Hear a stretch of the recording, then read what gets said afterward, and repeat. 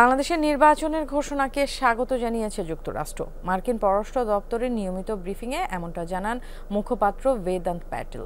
প্যাটেল জানান, অন্তর্বর্তী সরকারের নির্বাচনের প্রস্তুতির যে ঘোষণা দিয়েছে তাকে স্বাগত জানায় যুক্তরাষ্ট্র। পুরো প্রক্রিয়া জুড়ে আইনের শাসন, একইভাবে গণতান্ত্রিক মূল নীতির বাস্তবায়নকে উৎসাহিত করে ওয়াশিংটন।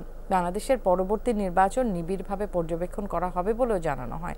এ সময় উঠে আসে শেখ হাসিনার আমলে গুম খুনের বিষয়টিও।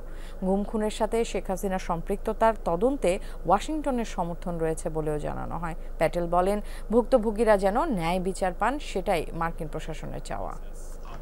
There's been reports today of some deadly fighting in the north. We returned home, and we're going to work tirelessly as it relates to that. In the blue, go ahead. Yeah. 2025 or early 2026. Taken by this interim government of Bangladesh to prepare for বাংলাদেশের অন্তর্বর্তী সরকার নির্বাচন আয়োজনের প্রস্তুতির যে ঘোষণা দিয়েছে তাকে স্বাগত জানায় যুক্তরাষ্ট্র। পুরো বিশ্বে শান্তিপূর্ণ উপায়ে অবাধ এবং সুষ্ঠু নির্বাচন আয়োজনের পক্ষে আমাদের অবস্থান। গুম খুনের যে তদন্ত শুরু করেছে অন্তর্বর্তী সরকার, তাতে ওয়াশিংটনের পূর্ণ সমর্থন রয়েছে। জোরপূর্বক গুম হচ্ছে মানবাধিকারের চরম লঙ্ঘন।